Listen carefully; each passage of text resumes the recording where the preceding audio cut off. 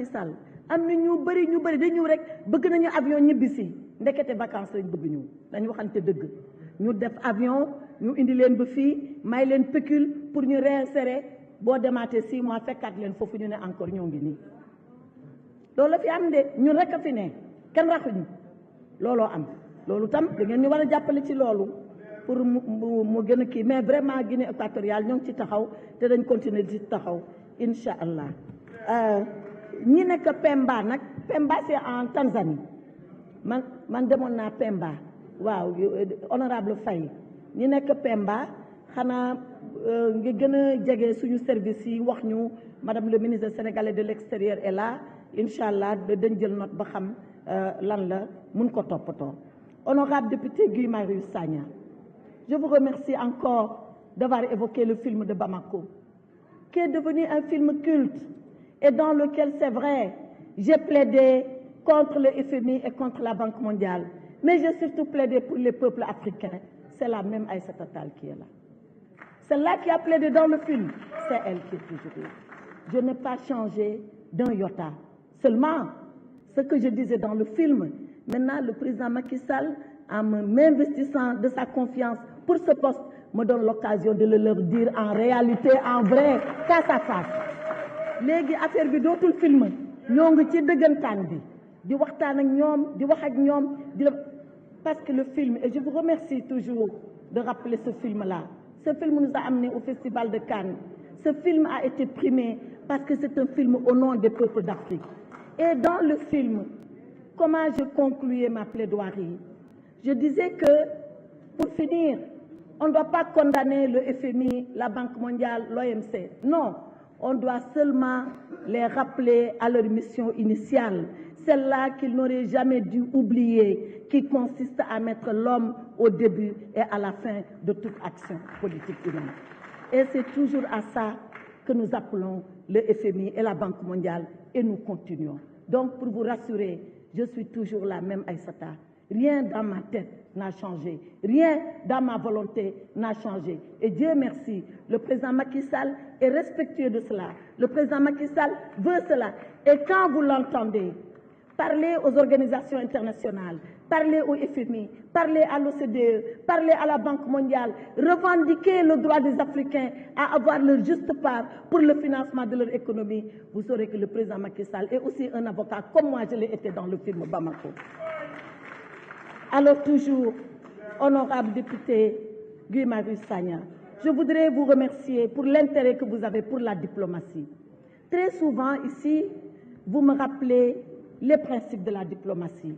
Et je m'en félicite parce que nous voulons cela pour améliorer notre diplomatie. Le premier ministre des Affaires étrangères du Sénégal, quand nous avons été indépendants, c'était aussi un avocat. Il s'appelait Doudou Thiam. Et en 1965, il a fait une intervention mémorable pour dire c'est quoi la diplomatie du Sénégal. Une diplomatie d'indépendance, une diplomatie de souveraineté, une diplomatie qui revendique notre identité de Sénégalais et d'Africains. Une diplomatie, c'est vrai, de bon voisinage, et je reviendrai sur le cas du Mali.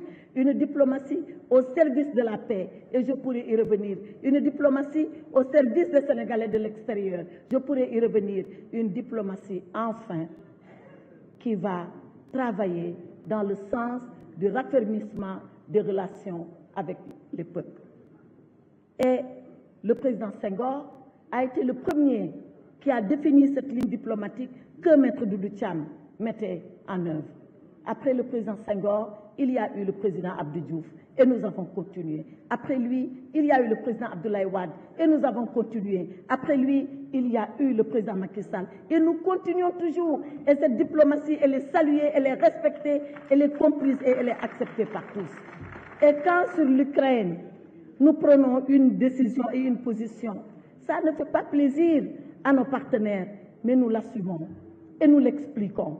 Et aujourd'hui, dans le concert des nations, il n'y a plus un seul pays qui vienne dire au Sénégal est-ce que vous pouvez voter avec moi? Non, parce que tout le monde sait que quand le Sénégal décide de voter, c'est lui-même qui a décidé de voter. Il ne vote pas pour faire plaisir à l'un, il ne vote pas pour mécontenter l'autre, il ne vote que parce que c'est sa ligne diplomatique et ce sont ses intérêts. Et le président Macky Sall dit, il dit à la tribune du sommet Union européenne, Union africaine, le Sénégal veut des partenaires, mais des partenaires respectueux de sa souveraineté, respectueux de son indépendance, dans une égalité assumée.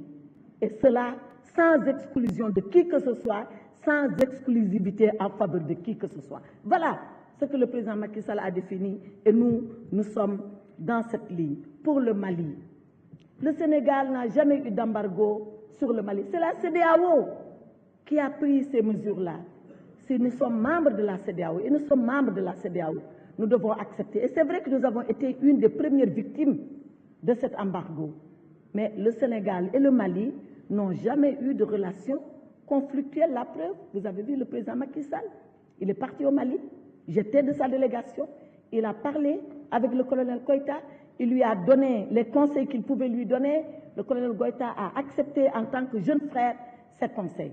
Par contre, il y a quelque chose qui n'est pas vrai et que je voudrais que vous m'aidiez à démentir.